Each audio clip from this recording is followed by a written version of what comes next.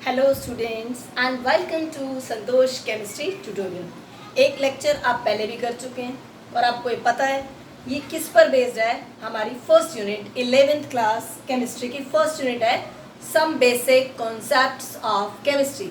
मतलब किसके कॉन्सेप्ट्स पढ़ने हमने, केमिस्ट्री के, और वो भी कौन से, बेसिक कॉन्सेप्ट्स।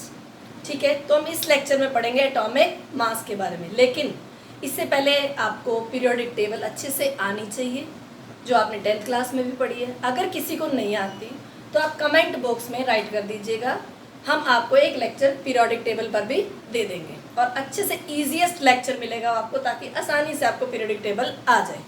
अब हम अपना लेक्चर स्टार्ट करने जा रहे हैं। हमारा टॉपिक है इसके अंदर एटम के बारे में, एटॉमिक मास के बारे में। मेन 9th क्लास में आप पढ़ते आ रहे हैं, लेकिन उसमें थोड़ा सा क्या होते थे आप कंफ्यूज, AMU, U, ग्राम, ग्राम पर मोल। अब उसी चीज़ को हम वास्ट में पढ़ेंगे, उसे अच्छे से जानेंगे क्या रिलेशंस होते हैं इसके बारे में, और अब आपको अच्छे से आएगा। नहीं आए तो आप बार बार पूछ सकते हैं, कमेंट बॉक्स में डाल दें, हम आपको फिर से बता देंगे। और वीडियो को भी आप बार बार देख सकते हैं, रिकॉर्डेड वीडियो आप देख सकते हैं इसे आसानी से, और आपको अच्छे से आएगा।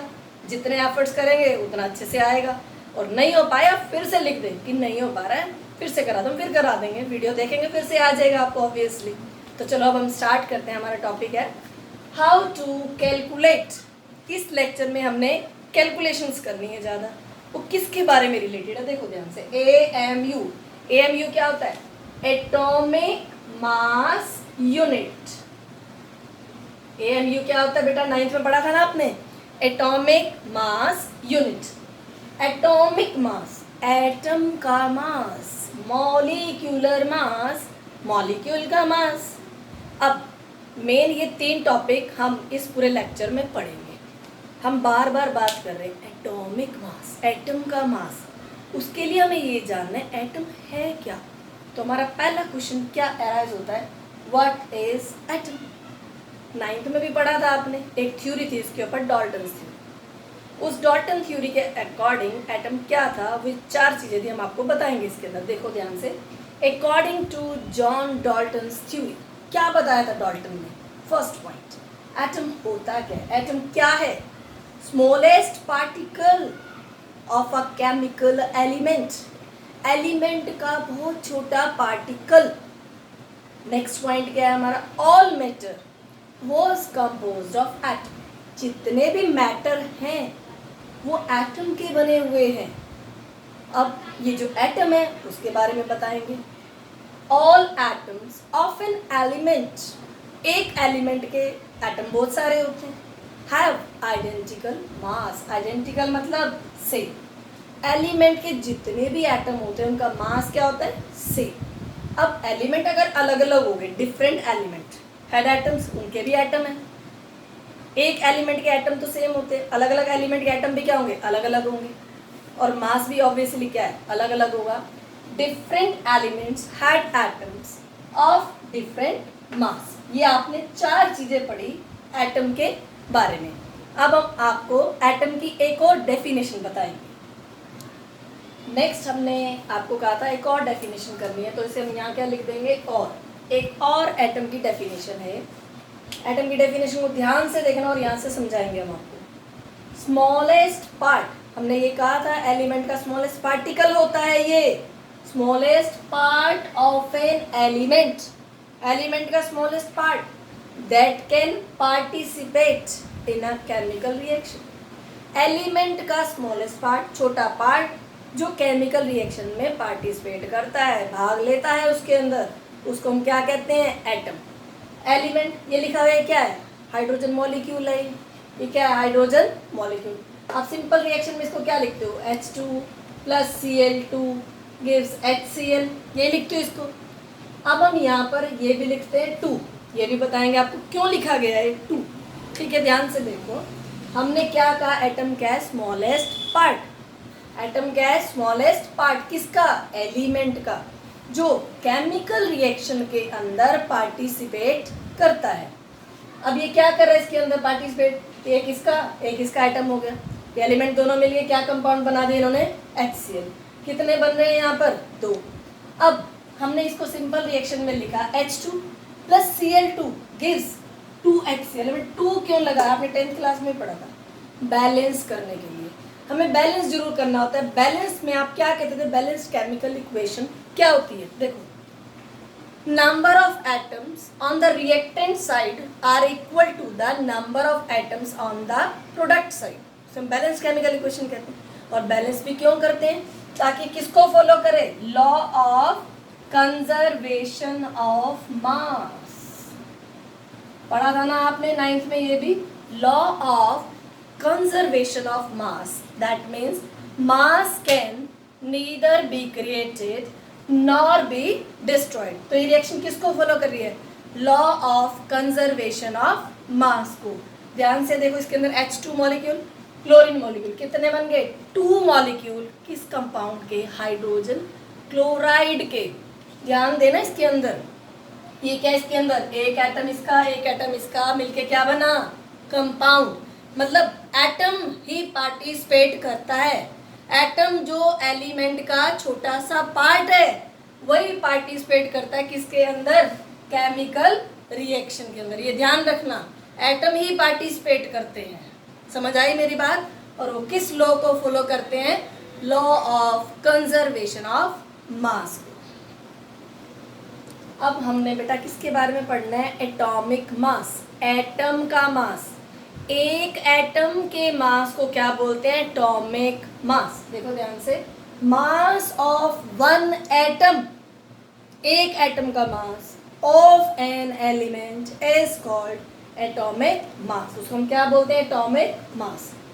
अब जैसे हम कोई चीज़ है मार्केट से खरीदने जाते हैं, देखो एक तराजू है, जैसे आपने कहा कि 1 किलो सेब दे दो या 1 किलो आलू दे दो, सेब खरीदना है, आपने 1 kg बोला, अब एक तराजू है, जैसे एक में तो उसने रख दिए सेब, अब ये नीचे हो जाएगा, इसको वेट करने के लिए केजी में आपने जो मांगा उसको क्या चीज़ लेगा, एक रेफरेंस लेगा, उसको क्या बोलते हैं हम, वेट, उसको क्या बोलते हैं, वेट। 1 kg मांगो तो 1 kg कर देगा, 2 kg मांगेंगे आप 2 kg कर देगा। लेकिन ये एटम क्या होता है, बहुत स्मॉल, एटम बहुत स्मॉल होता है, इसलिए हम इसको ग्राम और केजी में तो कर ही नहीं सकते, नहीं निकाल सकते हम इसको, ग्राम और किलोग्राम में हम इसको नहीं निकाल सकते। क्यों, क्योंकि हमने पढ़ा था क्या था, स्मॉलेस्ट पार्टिकल, इतना छोटा पार्टिकल है कि हम इसको ग्राम किलोग्राम में तो कर ही नहीं सकते।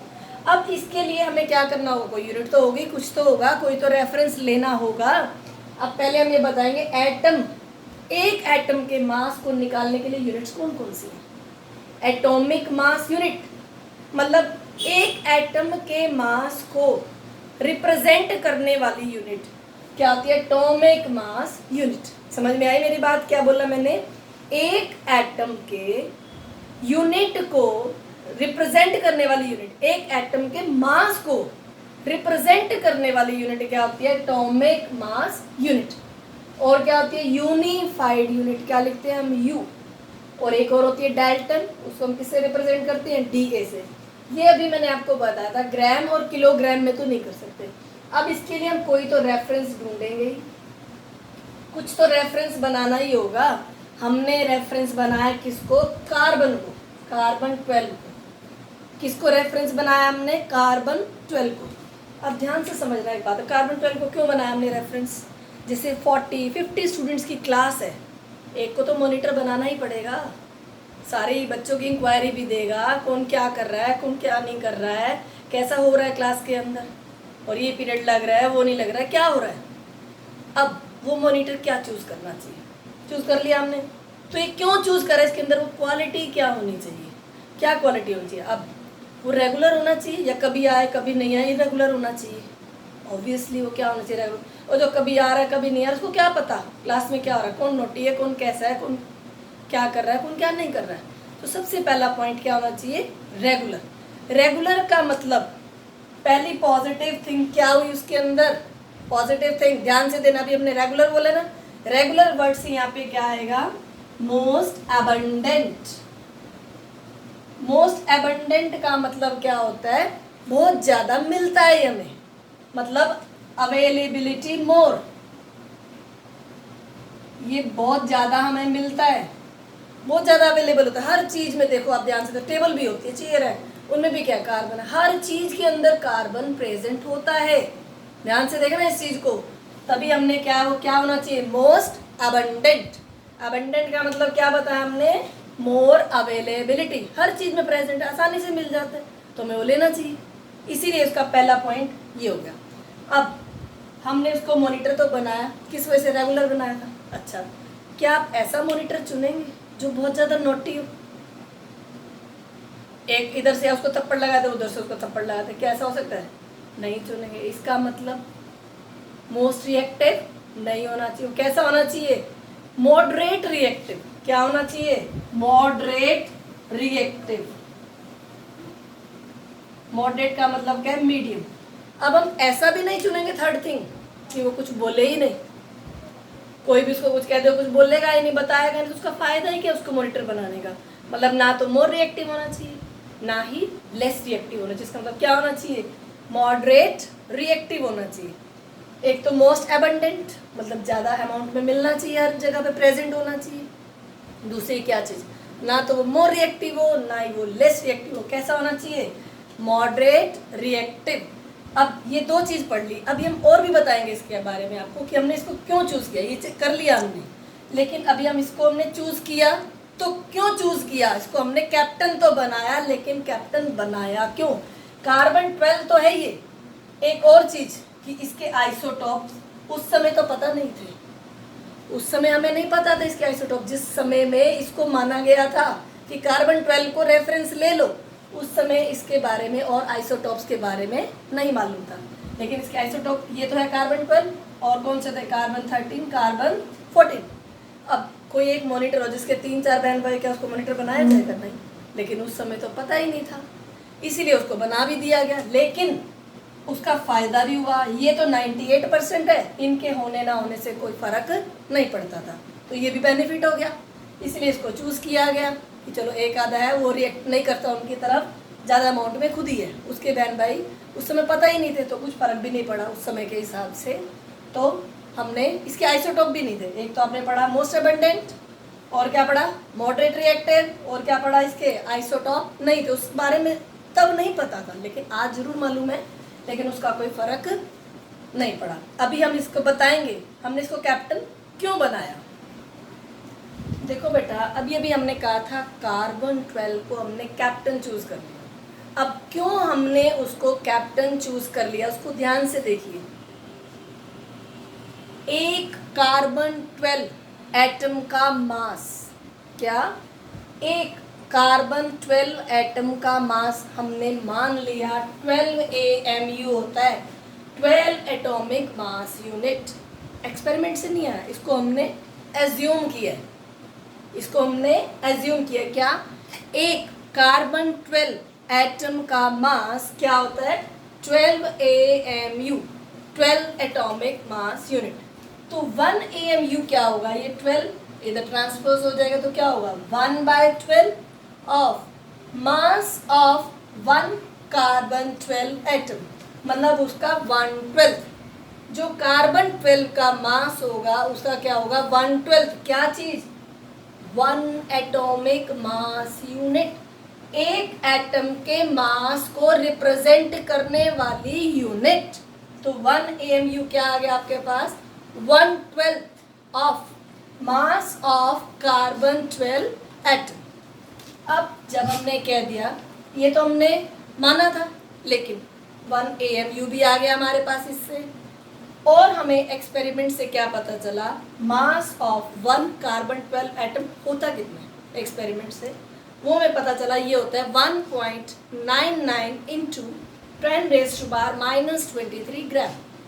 कितना होता है एक्सपेरिमेंट से जो आया, एक कार्बन 12 का मास, एक कार्बन 12 का मास 1.99 इंटू 10⁻⁻³ ग्राम।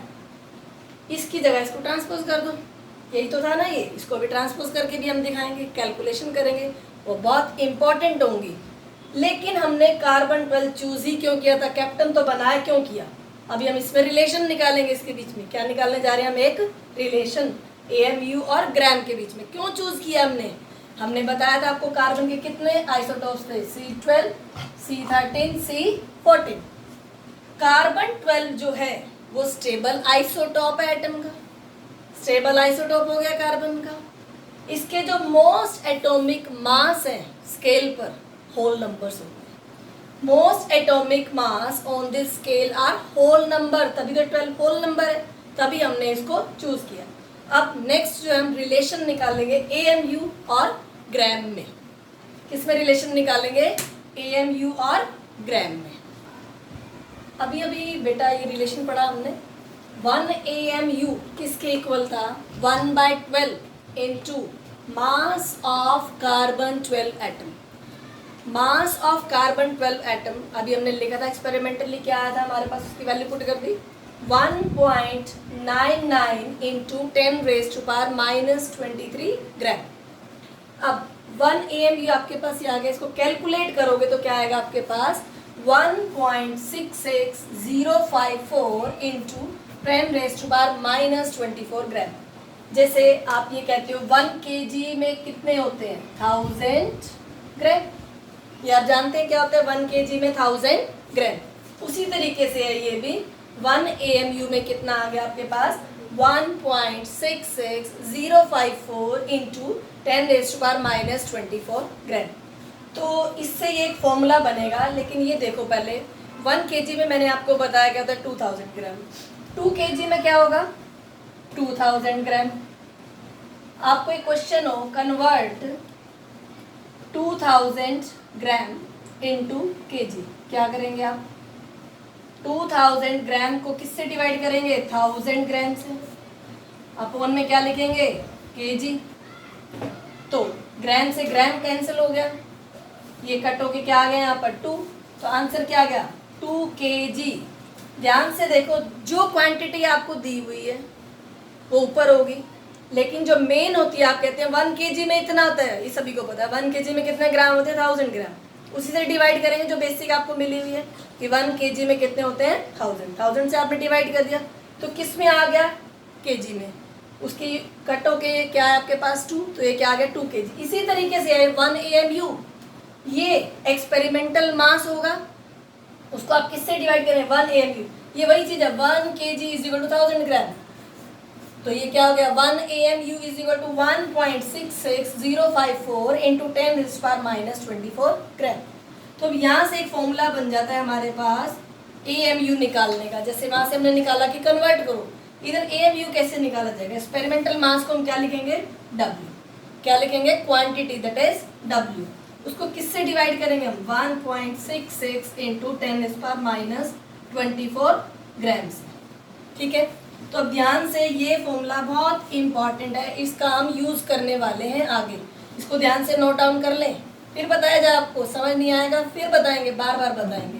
कमेंट बॉक्स में भी डाल सकते हैं, आपको फिर बता दिया जाएगा, और वीडियो भी बार बार देख सकते हैं, समझ जरूर आएगा। ये ध्यान रखना है, फॉर्मूला AMU कैसे निकाला जाता है, क्वांटिटी को किससे डिवाइड करेंगे आप, क्योंकि 1 kg में इतना होता था, ये वही चीज़ है 1 AMU में कितना है, उसी से डिवाइड करेंगे। 0.54 पीछे ना लिखे, चल जाएगा ऐसे। 1.66 इंटू 10⁻⁻24 ग्राम। अब देखो बेटा ध्यान से, हमने क्या फाइंड करना है? Atomic mass of an element. Elements आप जानते हैं, hydrogen, helium, lithium, beryllium, boron. इनका एटॉमिक मास AMU भी। हाइड्रोजन का क्या होता है? 1, हीलियम का क्या होता है? 4, लिथियम का क्या होता है? 7, बेरिलियम का 9 और बोरोन का क्या होता है? 11। अभी अभी हमने एक फॉर्मूला किया था AMU। क्या फॉर्मूला किया था? गिवन क्वांटिटी जो होगी एक्सपेरिमेंटल ऊपर लिखेंगे आप, उसको किससे डिवाइड करेंगे? 1.66 इंटू 10⁻⁻24 ग्राम। इसको ऐसे तो कर लेंगे, ये सीख लिया आपने। अगर if given in AMU, mass किसमें गिवन होगा? AMU, then find atomic, find करेंगे mass, then find mass. W आपने फाइंड करना, तो क्या होगा? W फॉर्मूला बन गया आपके पास, W यहाँ ट्रांसपोज हो जाएगा AMU इंटू 1.66 इंटू 10⁻⁻24 ग्राम। अब अगर आपको ये कहा जाए हाइड्रोजन का 1 एटॉमिक मास यूनिट है, तो उसका फाइंड करके दिखाओ क्या होगा। हाइड्रोजन का क्या होता है पता है आपको? कितना है? 1। फाइंड कर दो, यहाँ पे पुट करो 1 से मल्टीप्लाई करेंगे तो यही आ जाएगा। तो रियलिटी में होता है क्या? हाइड्रोजन का मास 1.66 इंटू 10⁻⁻24 ग्राम में आ गया। अभी एज इट इज अगर आ जाए, फाइंड करो हीलियम का, तो यहाँ क्या कर दोगे 4 से मल्टीप्लाई। अगर आ जाए लिथियम का किससे मल्टीप्लाई करोगे 7 से, बेरिलियम का आ जाए तो 9 से, बोरोन का आ जाए तो 11 से। इस तरीके से आप AMU में गिवन हो तो आप मास फाइंड कर सकते हैं ग्राम्स में। नेक्स्ट बेटा अब हम इसमें करने जा रहे हैं relation between AMU, gram and mole. Atomic mass unit में, ग्राम में और मोल के अंदर एक रिलेशन फाइंड करेंगे हम। अब तक हमने पढ़ा था मास ऑफ 1 एटम कार्बन 12 क्या होता है 12U, ये हम पढ़ चुके हैं। इसको हम लेके चलेंगे अब आगे कि 12U होता है। अगर एक एटम का इतना 12U तो Na का क्या, 1 की जगह हमने क्या रख दिया Na। Na का मतलब आपने पहले पढ़ चुके हैं, Na क्या चीज होती है 9th में पढ़ा आपने, एवोगैड्रो नंबर। इसकी वैल्यू भी याद है किसी को, अभी पूछेंगे आपसे, देखते हैं एवोगैड्रोस नंबर। और इसको हम क्या बोलते हैं 1 मोल। क्या बोलते हैं इसको 1 मोल। मास ऑफ Na है 1 का कितना था 12U, तो Na का क्या हो जाएगा Na से मल्टीप्लाई हो जाएगा 12 NaU। ये देखो ध्यान से देखो 12U 1 के लिए था, Na के लिए क्या हो जाएगा 12 NaU। उसी को Na से मल्टीप्लाई कर रहे हैं। Na क्या चीज है यहाँ पर एवोगैड्रो नंबर। एवोगैड्रो नंबर की वैल्यू क्या होती है 6.022 इंटू 10⁻23। याद आई अब आपको, देखो ध्यान से। मास ऑफ 1 मोल ये हम पढ़ चुके हैं पहले। एटम ऑफ कार्बन 12 का क्या हमने एज्यूम करके चले थे 12 ग्राम। यहाँ से क्या है 12 NaU और इधर से क्या है 12 ग्राम। इन दोनों को क्या करेंगे अब हम इक्वेट, देखो ध्यान से। 12 NaU किसके इक्वल आ जाएगा 12 ग्राम के। 12 से 12 कैंसिल हो गया, तो यहाँ से क्या आएगा 1U is equal to 1 upon Na into gram. Na यहाँ ट्रांसपोज हो गया। Na आपको पता था क्या होता है, क्या थी इसकी वैल्यू 6.022 इंटू 10⁻23। किसमें थी ग्राम, इसको क्या बोलते हैं हम मोल। तो यहाँ से क्या आएगा देखो 1U, इसकी वैल्यू कैलकुलेट क्या आ जाएगी आपके पास 1.66 इंटू 10⁻24 ग्राम पर मोल। तो यहाँ से आपने रिलेशन भी निकाला और इधर से भी ये रिलेशन आ गया आपके पास 1U is equal to 1 upon Na into gram. तो 1U क्या आ गया आपके पास, यहाँ से कैलकुलेट करके 1.66 इंटू 10⁻24 ग्राम पर मोल। अभी अभी बेटा हमने रिलेशन पढ़ा था 1U किसके इक्वल आया था 1 अपॉन Na इंटू G मतलब ग्राम। 1 Na क्या होता है एवोगैड्रो नंबर 1 मोल। 1 मोल आ गया, इसकी जगह 1 मोल लिख दिया। मतलब देखो ये भी 1 ये भी 1, ये U में और ये ग्राम पर मोल के अंदर। मतलब डाटा सेम होता है लेकिन बताने का तरीका अलग अलग है। जैसे आप ये देखो हाइड्रोजन लिखा है, हाइड्रोजन का हमने लिखा 1U, मास क्या होता है 1U, और क्या लिखते हैं 1 ग्राम पर मोल।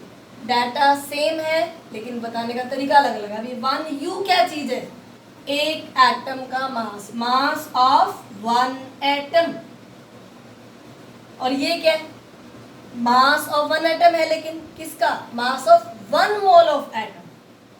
Mass of 1 mole of atom, ये एक एटम का और ये एक मोल के एटम का मास है। एज इट इज अगर आप देखें सिलिकॉन का 28U, सिलिकॉन का क्या होता है 28U, 28 ग्राम पर मोल। ये क्या है एक एटम का मास है और ये क्या है 1 मोल एटम का मास है। सल्फर का कितना होता है 32 ग्राम पर मोल। ये एक एटम का मास और ये 1 मोल एटम का मास। ये 1 मोल का है और ये 1 एटम का मास होता है। ये किस में डिफाइन किया जाता है U में, और ये किस में होता है ग्राम पर मोल में। अभी बात समझ में आई बेटा आपको, डाटा सेम है, ध्यान से देखो यहाँ 1 1 28 डाटा सेम है लेकिन बताने का तरीका अलग है। ये एक एटम का मास है और ये 1 मोल एटम का मास है। देखो बेटा अब हमने इस टॉपिक के अंदर जो जो इम्पोर्टेंट रिजल्ट्स थे उसके बारे में बताएंगे। देखो कि जो AMU की कन्वेंशनल डेफिनेशन थी उसको हमने क्या कहा था 1/12 ऑफ मास ऑफ कार्बन 12 था वो। Mass of 1 mole of atom in grams. 1 mole atom का मास ग्राम्स में न्यूमेरिकली किसके इक्वल होता है?